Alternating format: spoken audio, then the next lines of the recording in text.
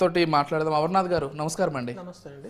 నేను అన్నట్లుగా what ever strategies మీకైతే వర్కౌట్ అయ్యాయి. ఇటు పవన్ కళ్యాణ్ తీసుకెళ్లడం కావచ్చు, లేకపోతే హిందూ ఓట్లను మీరు ఎక్కువగా ప్రభావితం చేయడం కావచ్చు. తెలంగాణలో కూడా అలాంటి ఒక స్ట్రాటజీతో ముందుకు వెళ్ళాలని భావిస్తున్నట్లుగా అర్థమవుతుంది. సో ఎలాంటి స్ట్రాటజీతో ముందుకు వెళ్ళబోతున్నారు? మొన్నటి మహారాష్ట్ర ఫలితాలు మీకు అనుకూలంగా రావడానికి ఏమేమి వర్కౌట్ అయ్యాయి అనుకుంటున్నారు? విజయ్ గారు, మొదట మీకు అట్లాగే ప్యానెల్లో మిత్రులకు అందరికీ నమస్కారం అండి. ఇప్పుడు ఈరోజు మనము గత కొన్ని రోజులుగా మనం చూస్తున్నామండి, కొన్ని నెలలుగా గమనిస్తే అబ్రహాం లింకన్ గారు చెప్పినట్టు you can fool some people some times, you cannot fool all the people all the times. So Lok Sabha ఎన్నికలప్పుడు రాహుల్ గాంధీ గారు అట్లా కాంగ్రెస్ లీడర్లు అందరూ ఒక బుక్ పట్టుకొని ఇది రాజ్యాంగాన్ని మారుస్తారు బీజేపీ వాళ్ళు, మోడీ గారు వస్తే రిజర్వేషన్స్ తీసేస్తారు, ఇట్లాంటి పచ్చి అబద్ధాలు, అంటే విపరీతమైన ధోరణితో అబద్ధాలు ఆడడం. ఇప్పుడు కొంతవరకు ఎగ్జాజరేషన్ ఈజ్ పర్మిజిబుల్ అండి పాలిటిక్స్లో, కానీ ప్రజలు కూడా గమనిస్తారు. సో సరే, కొంత సెక్షన్స్ ఆఫ్ ద పీపుల్ కొంత భయపడి అరే ఇదేదో జరగబోతున్నదేమో అని భయపడి అప్పుడు మహారాష్ట్రలో కావచ్చు, ఉత్తరప్రదేశ్లో కావచ్చు, కొన్ని రాష్ట్రాలలో కాంగ్రెస్ పార్టీకి లాభం ఏం చేయలేదు, కానీ బీజేపీకి మాత్రం నష్టం చేయగలిగారు వాళ్ళు. అది చూసిన తర్వాత ఆ తర్వాత జరిగిన అనేక సందర్భాలలో వాళ్ళు చెప్పేది అబద్ధము, రాహుల్ గాంధీ గారు చెప్పే ఈ పచ్చి అబద్ధాలు, పచ్చి మోసాలను అటు హిమాచల్ ప్రదేశ్లో కావచ్చు, ఇటు తెలంగాణలో కావచ్చు, కర్ణాటకలో కావచ్చు, ఏ విధంగా ఇక్కడ వాళ్ళు చెప్పిన మోసాలు, ఇక్కడ చెప్పిన అబద్ధాలు ఇంప్లిమెంట్ కావట్లేదు అనే విషయాన్ని భారతీయ జనతా పార్టీ కార్యకర్తలు మహారాష్ట్రలో చెప్పడంలో ఖచ్చితంగా సక్సెస్ అయినారని చెప్పొచ్చు. ఓకే, ఎందుకంటే మహారాష్ట్రలో ఒక పెద్ద పెద్ద మీటింగ్స్తో పాటు దాదాపు 3,46,000 మీటింగ్లు, స్మాల్ మీటింగ్స్ కండక్ట్ చేయడం జరిగింది. అంటే 15 మంది, 20 మంది, 30 మంది ఇట్లా ఈ స్థాయిలో. అప్పుడు ఏం జరిగిందంటే, ఇప్పుడు రాహుల్ గాంధీ చెప్పిన అబద్ధాలను, కాంగ్రెస్ పార్టీ చెప్తున్న అబద్ధాలను చాలా ధీటుగా దానికి కౌంటర్ ఇవ్వడంలో వీళ్ళు సక్సెస్ అయినా అని చెప్పదు. అట్లాగే ప్రధానమంత్రి మోడీ గారు ఏక్ హైతో సేఫ్ హే అని ఏదైతే స్లోగన్ తీసుకొని వచ్చారో అది అక్కడ ఎంటైర్ కమ్యూనిటీ, అంటే మహారాష్ట్ర యాజ్ ఎ యూనిట్గా నేను చెప్తున్నాను, దానిలో ఈ మతము ఆ కులము దాంతో కాదు, ఎంటైర్ మహారాష్ట్ర ఎస్ మనం అనుకుంటున్న లక్ష్యాలను సాధించాలంటే మనం నెక్స్ట్ 3 ఇయర్స్లో భారతదేశము $5 ట్రిలియన్ ఎకానమీ వెళ్ళాలన్నా, మహారాష్ట్ర $1 ట్రిలియన్ ఎకానమీ వెళ్ళాలన్నా, ఇక్కడ ఉన్న మరాఠా కమ్యూనిటీకి న్యాయం జరగాలన్నా, లేకుంటే అక్కడ ఉన్న యువతకు మహిళలకు న్యాయం జరగాలన్నా భారతీయ జనతా పార్టీ నేతృత్వంలోని మోడీ గారి నేతృత్వంలో మళ్ళీ ఎన్డీఏ గవర్నమెంట్ కావాలి అని అందరు ప్రజలు కోరుకున్నారు. అక్కడ మీరు చూడండి, అక్రాస్ ద స్టేట్ అసలు మీరు ఈ ప్లేస్లో ఎన్డీఏ పర్ఫామ్ చేసింది, ఈ ప్లేస్లో పర్ఫామ్ చేయలేదని చెప్పడానికి అసలు ఏ ప్లేస్ ఉండదు. జనరల్గా మహారాష్ట్ర అనేది చాలా ప్రత్యేకమైన రీజియన్. మహారాష్ట్ర ఒక రాష్ట్రంగా, అంటే మహారాష్ట్రలో ఎప్పుడు కూడా ఈ రీజనల్ లీడర్స్ ఉంటారు. సో ఏ రీజియన్కి, ఇప్పుడు మరాఠవాడ అంటే మరాఠవాడ అప్పుడున్న రాణే గారు కావచ్చు, వీళ్ళందరూ మరాఠవాడలో వాళ్ళకు ఒక పెద్ద శరద్ పవార్ గారికి వీళ్ళందరికీ ఒక పెద్ద లోకల్ స్టాండే ఉంటుంది. అట్లా విదర్భ రీజియన్కి వస్తే విదర్భ రీజియన్లో కాంగ్రెస్ బీజేపీ ఉంటుంది. సో ముంబై సిటీకి వెళ్తే శివసేన ఉంటుంది. ఈ రోజు కూడా ముంబై సిటీలో 10 సీట్లలో, ముంబై సిటీ మెయిన్ సిటీ 10 సీట్లలో 4 శివసేన గెలిచింది. శివసేన ఉద్ధవ్ ఠాకరే నేను చెప్పేది. సో ఎందుకు వాళ్ళకంత పట్టు ఉంటుంది. అలాంటి దానిలో కూడా ఛేదించి అక్కడ ఉన్న ప్రజలను మెప్పించి అక్కడ ఉన్న ప్రజల యొక్క ఆకాంక్షలను తీర్చడానికి ప్రయత్నం చేస్తున్నామనే దానిలో విశ్వాసం కల్పించబడ్డది అక్కడ. సో అందు గురించి తర్వాత ఇంకా మిగతా విషయాలు చాలా ఉన్నాయి. అంటే నేను ఒక్కొక్క విషయంలోకి వెళ్తే అక్కడ అభివృద్ధి మంత్రమే పూర్తిగా పనిచేసింది 100% అండి. మోడీ గారు చెప్పిన విషయం, ఇప్పుడు ఏక్ హైతో సేఫ్ హే అనేది హిందుత్వ అంటే ఓన్లీ హిందువులకు మాత్రమే పాజిటివ్, మిగతా మైనారిటీలకు వ్యతిరేకం అని కాదు. హిందుత్వలో అభివృద్ధి ఉంటుంది, హిందుత్వలో ఇన్ఫ్రాస్ట్రక్చర్ డెవలప్మెంట్ ఉంటుంది, హిందుత్వలో మహిళలను ప్రొటెక్ట్ చేయడం ఉంటుంది, హిందుత్వలో యువతను ఎంకరేజ్ చేయడం ఉంటుంది. హిందుత్వ అంటే ఇట్స్ బ్రాడర్ ఏంది డెఫినేషన్. ఇట్స్ నాట్ హిందుత్వ అంటే ఓన్లీ ఒక 10 మందిని మాత్రమే మంచిగా చూసుకొని మిగతా సొసైటీని వదిలిపెట్టడు కాదు. So Bharatiya Janata party when we say Hindutva it includes మహిళా ఎంపవర్మెంట్ దగ్గర నుంచి యువకులకు. ఇప్పుడు 10 లక్షల మందికి నెలకు 10,000 రూపాయలు, అంటే విద్యార్థి యువతకు ఎవరైతే హైయర్ ఎడ్యుకేషన్లో ఉన్నారో నెలకు 10,000 రూపాయలు 10 లక్షల మందికి ఇచ్చారనుకోండి ఒక స్టేట్లో, వాళ్ళు డెవలప్ అవుతారా లేదా చెప్పండి విజయ్ గారు? వాళ్ళు న్యాచురలీ వాళ్ళకున్న ఆస్పిరేషన్ పెరుగుతుంది కదా. అరే నాకు డబ్బు కోసం నాకు ప్రాబ్లం లేదు. ఈరోజు డబ్బు లేక చాలామంది ఇంజనీరింగ్ సెకండ్ ఇయర్ థర్డ్ ఇయర్లో వాపస్ వెళ్ళి కరువు బీటెక్ చేసిన వాళ్ళు కరువు అంటే మన ఎంఎన్ఆర్జీ స్కీమ్ కింద వాళ్ళు కూలి పని చేస్తున్నారు ఊళ్ళలో. ఈరోజు తెలంగాణలో మనం అనేక సందర్భాలలో చూస్తాం. నిన్న నేను మన జూబ్లీహిల్స్ చెక్ పోస్ట్ దగ్గర ఉన్నప్పుడు ఆయన నాగరాజు అని అప్పుడు చాలా పేపర్లో తెలంగాణ ఉద్యమంలో ప్లకార్డులు పెట్టుకొని విపరీతంగా చేశాడు. ఓకే. కానీ ఈరోజు అతని పరిస్థితి ఏంటంటే అక్కడ జూబ్లీస్ I have taken a record video also. ఆయన జూబ్లీస్ చెక్ పోస్ట్ దగ్గర పాపం డబ్బులు అడుక్కుంటున్నాడు, ఛార్జీలు లేవు, భోజనానికి లేవని. ఓకే. అది ఈ తెలంగాణ పరిస్థితి. ఈరోజు తెలంగాణలో కాంగ్రెస్ పార్టీ అబద్ధాలు చెప్పి మోసాలు చేసి వచ్చి తెలంగాణ ఉద్యమకారులనే రోడ్ల మీద అడుక్కునే పరిస్థితి తీసుకొచ్చారు. నేను లిటరల్ సెన్స్లో చెప్తున్నాను, రోడ్ల మీద అడుక్కున్నాడు అంటే have taken A video recording. మీరు ఇప్పుడు వెళ్ళినా కనబడొచ్చు. ఓకే. నేను ఎందుకు చెప్తున్నానంటే ఇది అర్థం చేసుకోవాలి. ఇక్కడ ప్రభుత్వము ఏది సుపరిపాలన, ఏది యువతను ఎంపవర్ చేయడము, ఏది ఒక ఎంటైర్ సమాజాన్ని, అంటే ఒక సెక్షన్ ఆఫ్ సమాజాన్ని కాకుండా మొత్తం సమాజాన్ని వెంట తీసుకొని ముందరికి వెళ్ళడం అంటే ఏంది అనేది వాళ్ళ మహారాష్ట్రలో చూసాం మనం. దాని రిజల్ట్ కూడా చూసామంటున్నాను. ఓకే అండి. మనతో పాటు విజయారాయ్ గారు కూడా సిద్ధంగా ఉన్నారు, బీఆర్ఎస్ పార్టీ నుంచి. వారితో ఒకసారి మాట్లాడదాం. విజయ్ గారు వినిపిస్తుందా అండి? హలో విజయ్ గారు, ఒక్కసారి అన్మ్యూట్ చేస్తారా? Yes yes sir. Hello. Yeah వినిపిస్తుంది విజయ్ గారు. నేను మృత్యుంజయం, నాది కట్ అయింది కదా. Okay right. ఎస్ సార్, ఇప్పుడు యాడ్ అవ్వండి మృత్యుంజయ గారు. నేను అదే నువ్వు అక్కడ ఉంటే బేకార్ అవుతుంది అని చెప్పినా. నేను ఇక్కడ అడుగుతున్నా. మృత్యుంజయ గారు మీ వీడియో రావట్లేదు, ఒక్కసారి వీడియో కూడా ఆన్ చేసుకుంటారా? మీ వీడియో రావట్లేదు, ఒకసారి వీడియో కూడా ఆన్ చేసుకుంటారా? హలో హలో చెప్పండి. ఎస్ ఆడియో వస్తుంది, పర్లేదు. ఎస్ మృత్యుంజయ గారు వింటున్నారు కదా, అంటే మహారాష్ట్రలో కేవలం హిందుత్వం అనే పేరుతోటి మేము గెలవలేదు, అభివృద్ధి అనేటువంటి ఒక లక్ష్యంతో మేము గెలిచాము. హిందుత్వం అంటే కేవలం హిందువులకు మాత్రమే పరిమితం అవుతారు అనేటువంటి అపోహ నుంచి బయటకు రావాలి, అందులో అన్ని సెక్టార్స్ వాళ్ళు కూడా ఉంటారనేటువంటి మాటని వాళ్ళు హైలైట్ చేస్తున్నారు. సో మీరెలా చూస్తారు? అభివృద్ధి లక్ష్యంగానే మా గెలుపు కూడా ఉంటుందనేది బీజేపీ వాళ్ళ మాట, మీరేమంటారు? అరే ఏ ప్రభుత్వమైనా ఎవరు వచ్చినా కూడా అభివృద్ధి అనేది నిజంగా కూడా అభివృద్ధిని లక్ష్యంగానే చేసుకొని పనిచేయాలి. కాకపోతే ఇవాళ మహారాష్ట్రలో గెలిచినాం కాబట్టి మేము బాగా అభివృద్ధి జరిగింది కాబట్టి అభివృద్ధిని చూసి ఓట్లేసినట్టే అది అభివృద్ధిని చూసి న్యాయంగా ఓట్లేస్తారు. కాకపోతే ఇప్పుడు మనం చర్చించవలసిన అంశం ఏంటంటే, ఇప్పుడు అక్కడ ఎన్నికలు జరిగిన తర్వాత ఏ ఏ ఫ్యాక్టర్స్ పనిచేసినాయి అంటే ఒక్క మోడీ గారు, ఒక అభివృద్ధి, ఒక హిందుత్వం మాత్రమే కాదు. అక్కడ అనేకమైనటువంటి ప్రయోగాలు జరిగినాయి. ఎవరితో పొత్తు కలిసిండ్రు, పొత్తు కలవడం వల్ల వ్యతిరేకత ఏమొచ్చింది, పొత్తు లేకుండా ఉండడం వల్ల లాభం ఏంటి, ఇటువంటి అంశాలు ఉన్నాయి అక్కడ. డెఫినెట్లీ నిజంగా కూడా నేను కూడా ఆ ఫ్యాక్టర్స్ ఖచ్చితంగా పనిచేస్తాయి. హలో అటువంటి ఫ్యాక్టర్స్ ఖచ్చితంగా పనిచేస్తాయంట, నా పొత్తు ఫ్యాక్టర్ ఖచ్చితంగా పనిచేస్తుంది. అందుకే ఇప్పుడు కొన్ని పొత్తులు వికటించినాయి, కొన్ని పొత్తులు లాభమైనవి. కాబట్టి ఇప్పుడు అక్కడ ఒక్క మోడీ గారు మాత్రమే చేసేదానికి రావడానికి కాదు, అక్కడ స్థానికంగా వాళ్ళకు ఉన్నటువంటి ఆలోచనలు, అక్కడ శివసేన వాళ్ళతోని ఇతర పొత్తులు, తర్వాత ఏక్నాథ్ షిండే లాంటి వాళ్ళ యొక్క చిత్తులు, ఇవన్నీ కలిస్తే అనేకమైనటువంటి విషయాలు కలిస్తే అక్కడ మహారాష్ట్రలో ఆ ఫలితాలు వచ్చినాయి. దాన్ని ఎవరు కాదని లేదు. కాకపోతే ఒక్కటి బ్రాడ్గా ఏ ప్రభుత్వమైనా అభివృద్ధి అనేటువంటి అంశమే ఎజెండాగా పెట్టుకొని పోవాలి.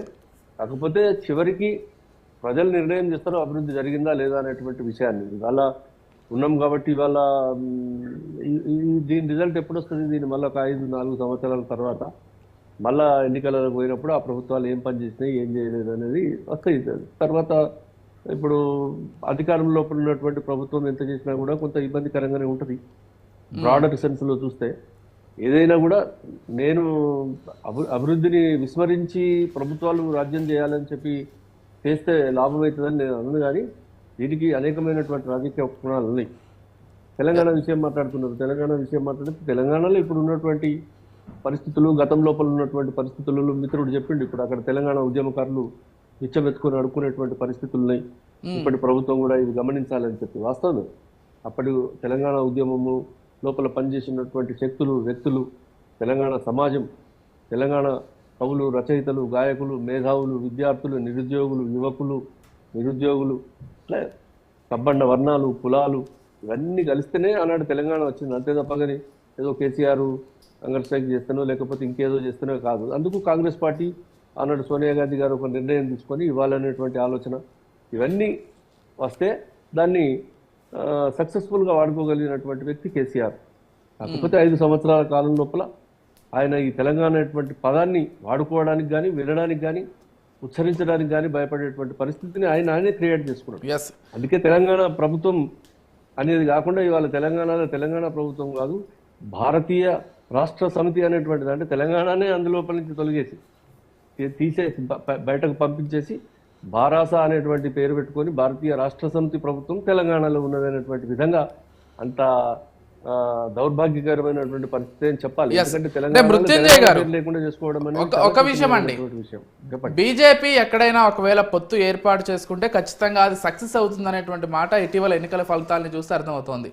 తెలంగాణలో సింగిల్గా వెళ్ళింది అది వేరే విషయం. కాకపోతే ఇటు ఆంధ్రప్రదేశ్లో కావచ్చు, మహారాష్ట్ర లాంటి రాష్ట్రాల్లో కావచ్చు, పొత్తుతోటి వెళ్ళడంతో ఖచ్చితంగా సక్సెస్ అవుతుంది. అంటే అక్కడ ప్రాంతీయ పార్టీలతో అనుబంధంగా వెళ్ళడం వల్ల సక్సెస్ అవుతుంది అనేటువంటి మాట వినిపిస్తోంది. మీరు కూడా పొత్తు పెట్టుకున్నారు, కాకపోతే ఆ పొత్తు సక్సెస్ అవ్వలేదు.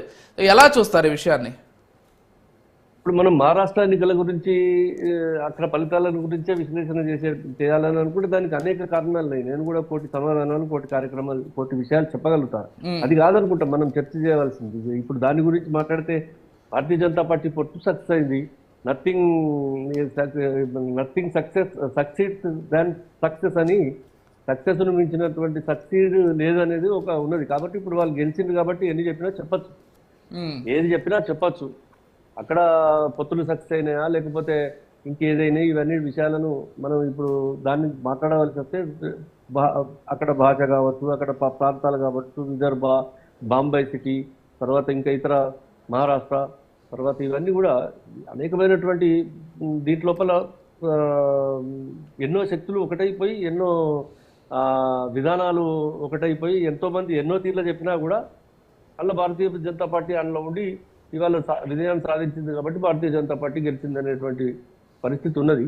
చూడాలి ఇప్పుడు మరి ముఖ్యంగా అంత ఏకగ్రీవంగా పొత్తులు పెట్టుకొని అంత బ్రహ్మాండంగా రాజ్యానికి వచ్చేటువంటి పరిస్థితి ఏర్పడినప్పుడు ముఖ్యమంత్రిని ఎందుకు నిర్ణయించుకోలేకపోతున్నారు వెంటనే? ఎవరి నాయకత్వం లోపల ఈ ఎన్నికలు జరిగినాయి అన్నట్టు, మరి ఎవరిని ఫలానా ముఖ్యమంత్రి అని ఇప్పుడు ఎన్నికలై ఇన్ని రోజులైంది, ఒక ముఖ్యమంత్రి క్యాండిడేట్ ను డిసైడ్ చేసుకోవడం లోపల ఎందుకు ఇబ్బంది వస్తా ఉన్నది? అంటే ఒకవేళ అంత పటిష్టమైనటువంటి నాయకత్వం, అంత ప్రజలను ఒప్పించి మెప్పించి అధికారానికి వచ్చినటువంటి భారతీయ జనతా పార్టీ మరి ఎందుకు ఒక సీఎం అభ్యర్థి విషయం లోపల ఇంకా తాత్సారం, అంటే ఇంకా నిర్ణయం తీసుకోలేకపోతున్నారు? కాబట్టి నేనేమంటున్నా అంటే, సరే వాళ్ళ అంతరంగిక విషయం అని అనుకుంటే అది ఒక అంతరంగిక విషయం కాదు, అనేక మంది అంతరంగాలు కలిసి జరగవలసినటువంటి విషయం. కాబట్టి ఇప్పుడు గెలిచింది కాబట్టి మేము వాళ్ళు ఏది చేసినా కరెక్టే అనేటువంటి మాట ఉన్నది. కాబట్టి ఒకటి మాత్రం సత్యము, ఆ ప్రజలు అది కోరుకున్నారు, దాని ఫలితాలు వాళ్ళు చూడాలి. కాబట్టి ఇప్పుడు ఇది ఏది చేసినా సరిపోతుందని అంటే, ఒకవేళ నిజంగానే ఏకగ్రీవంగా ఉమ్మడి నాయకత్వం లోపల పనిచేసి రాజ్యాధికారం సంపాదించుకున్నప్పుడు ముఖ్యమంత్రి అభ్యర్థిని డిసైడ్ చేసుకోవడానికి ఎందుకు ఇబ్బంది అవుతుంది? రేపు దీని రిపర్కేషన్స్ ఏముంటాయి? దీని ఫలితాలు ప్రభుత్వం మీద ఏ ప్రకారంగా పడుతుంది? రేపు పరిపాలన ముఖ్యమంత్రి డిసైడ్ చేసుకోవడం లోపలనే ఇంత ఇబ్బంది పడితే రేపు పరిపాలన ఎట్లా నడిపిస్తారు కావచ్చు. సో ఇవన్నీ కూడా భవిష్యత్తులో ఆలోచన చేయవలసినటువంటి అంశాలు. ఏం చెప్తారండి? అంటే ముఖ్యమంత్రిని డిసైడ్ చేసుకోవడంలో బీజేపీ రిజల్ట్స్ వచ్చి గంటలు కూడా కాదు, రోజులు కాదు. రిజల్ట్ ఇవాళ నిర్ణయం చేస్తామని అంత క్లియర్ గా చెప్పారు. 25వ తారీఖు మీటింగ్ ఉంది. ఇవాళ లెజిస్లేటివ్ 3 పార్టీల లెజిస్లేటివ్ పార్టీస్ ఇవాళ కలుస్తున్నారు. అక్కడ 230 మంది కూర్చొని ఆలోచించి వాళ్ళ లీడర్లను వాళ్ళు డిసైడ్ చేస్తారు. సో దానికి ఇప్పుడు మొన్ననే కదా రిజల్ట్ వచ్చింది, 23వ తారీఖు, వాళ్ళు 25. సో 23 సాయంత్రం రిజల్ట్ డిక్లేర్ అయింది, 8 గంటలకు 9 గంటలకు. ఇవాళకి చూస్తే 35-36 గంటలు అయింది అంతే. సో ఇప్పుడు మన తెలంగాణలో డిసెంబర్ 3వ తారీఖు రిజల్ట్ వస్తే డిసెంబర్ 7వ తారీఖు అంటే 6వ తారీఖు ఈవినింగ్ డిసైడ్ చేశారు వాళ్ళు, 3 రోజుల తర్వాత. ఒకే పార్టీగా ఉండి మళ్ళీ ఒకే party. So it is a very natural process. అంటే దాన్ని మనం తప్పుపట్టి అదేదో దానివల్ల మొత్తం అసలు ఇప్పుడు కాంగ్రెస్ పార్టీలో లుకలుకలు స్టార్ట్ అయినాయి అని మనము అట్లా బ్లాంకెట్ స్టేట్మెంట్ ఇవ్వలేము కదా.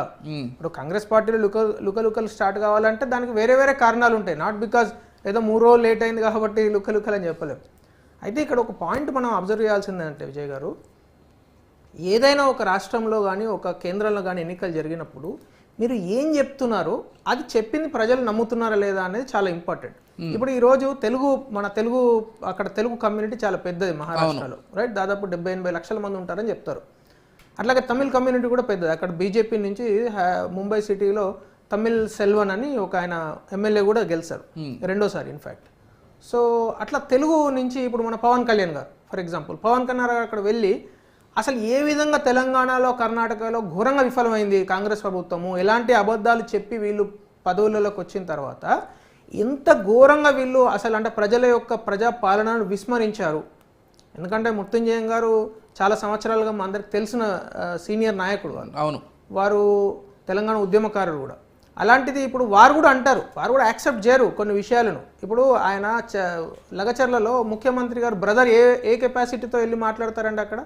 ఆయన్నే వెళ్ళి అభిప్రాయం సేకరణ చేస్తాడు, ఆయన్నే వెళ్ళి బెదిరిస్తాడు అని రైతులు చెప్తున్నారు. ఆయన్నే కలెక్టరేట్లో కూర్చొని పంచాయతీ తెలుస్తాడు. అసలు కలెక్టరేట్లో ఆయనకేం పని, రైట్? ఆయన ఏ కెపాసిటీతో వెళ్తున్నాడు? కలెక్టర్ వెళ్ళి సో ఇటువంటి తప్పులు చేయడం ద్వారా న్యాచురల్గా ప్రజలలో ఒక సఫకేషన్ స్టార్ట్ అవుతుంది.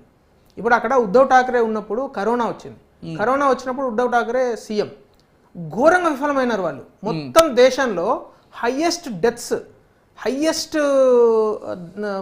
దారుణమైన హెల్త్ పరిస్థితులు ఉన్నది ఎక్కడ అంటే మళ్ళీ ముంబైలోనే. ముంబై అంత పెద్ద స్టేటు, అన్ని డబ్బులున్న స్టేటు, మొత్తం జిఎస్టీలో 26-27 ఎగ్జాక్ట్ అంతే. ఫైనాన్షియల్ క్యాపిటల్ చెప్పుకునేది, financial capital of entire country.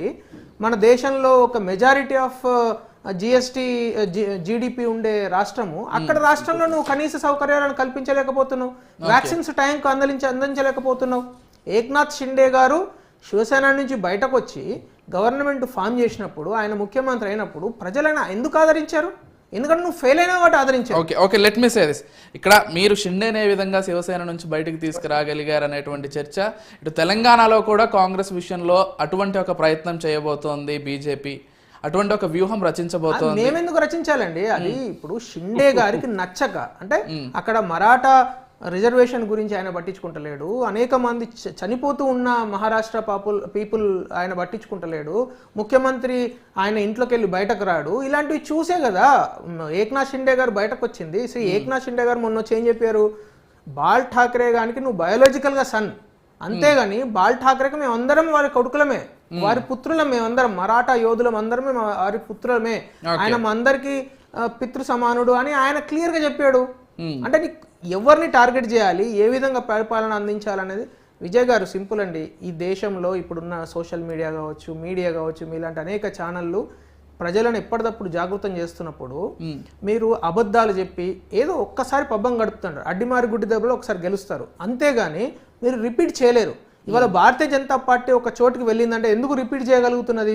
ఎందుకు గుజరాత్ లో రిపీట్ చేస్తున్నాము? ఎందుకు మధ్యప్రదేశ్? వాళ్ళు కూడా దగ్గర 60 సంవత్సరాల పాటు దేశాన్ని పాలించారు కదా, అబద్ధాలు పరిపాలించారని చెప్తున్నాం కదా మేము. ఇన్ని సంవత్సరాల తర్వాత కూడా ఇంకా ఇన్ని ప్రాబ్లమ్స్ ఉన్నాయి సార్. ఇంకా మహారాష్ట్రలో రైతులు చేసుకుంటున్నారు అంటే ఇంకా కాంగ్రెస్ ఎప్పుడో 15 ఏళ్ళు, దాదాపు 12 ఏళ్ల క్రితం అధికారం కోల్పోయినటువంటి కాంగ్రెస్ పార్టీని ఇంకా బ్లేమ్ చేయదలుచుకున్నారా? 50-55 సంవత్సరాలు మహారాష్ట్రను పరిపాలించిన కాంగ్రెస్ పార్టీ బేసిక్ విషయాలు కూడా చేయలేకపోయింది అక్కడ. నేను మీకు ఒక ఎగ్జాంపుల్ చెప్తాను. నేను బీడ్ అనే ప్రాంతంలో, విదర్భ రీజియన్ లో చాలా ట్రావెల్ చేశాను. Bead is a district head quarters. అక్కడ మున్సిపాలిటీ వాళ్ళు ఎండాకాలం వచ్చిందంటే ప్రతిరోజు వాళ్ళ ఇంటి ముందర ఒక పెద్ద డ్రమ్ము పెడితే 150 లీటర్ల వాటర్ పోసి పొద్దున 9 గంటలకు వెళ్ళిపోయేటవాళ్ళు. ఆ 150 లీటర్లతోనే ఆ కుటుంబం మొత్తం ఆ రోజు మొత్తం గడపాలి, నెక్స్ట్ డే 9 o'clock వరకు, రైట్? అలాంటి బీడులో మీకు ఎప్పుడు కూడా మీరు వినుండరు అట్లాంటి స్టోరీ. నేను చెప్తాను. మనం ఉప్పు పప్పు డబ్బులు అరువు తెచ్చుకున్నట్టు వాళ్ళు వాటర్ తెచ్చుకునేటోళ్ళు, 2 గ్లాసులు నీళ్ళు ఇవ్వు అని. అంత దారుణమైన, అది డిస్ట్రిక్ట్ హెడ్ క్వార్టర్స్ లో. మీకు అక్కడ పానీ ఫౌండేషన్ అని అమీర్ ఖాన్ గారి మీద ఒక పానీ ఫౌండేషన్ ఉంటుంది, అంటే ఒక ఎన్జిఓనే పానీ అనే పేరు మీద ఉంటుంది, చాలా ఫేమస్ ఎన్జిఓ అక్కడ ఆ ప్రాంతంలో పనిచేస్తుంది. అలాంటి ప్రాంతంలో ఈ రోజు 26 లక్షల ఫ్యామిలీస్ కు వాళ్ళ ఇంటికాడికి నల్లాలో నీళ్ళు వస్తున్నాయి. అది సార్ డెవలప్మెంట్ అంటే. That is speaking today. మీకు అది రిజల్ట్ ఇస్తుంది. అంతేగాని నేను నీళ్లు సదుపాయం అందించాను, రైతులను గొడ్లను కొట్టినట్టు కొట్టి తలకాయలు వాళ్ళకి కొడతా, లగచర్లలాగా రైతులకు బేడీలు వేస్తాను. ఈ రోజు 2300కు ఎంఎస్పి ఉంటే నేను మీకు ఒకటే విషయం చెప్తాను. ఈ రోజు మీరు ఎనీ మార్కెట్ యార్డ్కి వెళ్ళండి మొత్తం తెలంగాణలో, any market, I'm challenging, 2300 MSP plus వీళ్ళు ఇవ్వాల్సిన 500 రూపాయల బోనస్, అంటే 2800కు ఎవరైనా రైతు అమ్ముతున్నాడా? ఈ కాంగ్రెస్ పార్టీ వాళ్ళకి ఎవరికైనా నేను ఓపెన్ ఛాలెంజ్, ఒక్కళ్ళు కూడా అమ్మట్లేదు. 1900కు 1800కు 1700కు రైతులు ప్రైవేట్లో అమ్ముకొని వెళ్ళిపోతున్నారు. ఎందుకు మార్కెట్ యార్డ్లో మళ్ళీ బ్రోకర్లు కమిషన్ ఏజెంట్లు ఎందుకు వచ్చారు? ఎందుకు ఇంత ఘోరంగా? ఆల్రెడీ 10 సంవత్సరాలు నిరంకుశ పాలనలో అనుభవించి కనీస సౌకర్యాలు లేని రైతులకు బేడీలు వేస్తే ఖమ్మం లాంటి జిల్లాలో అది భరించలేక వాళ్ళని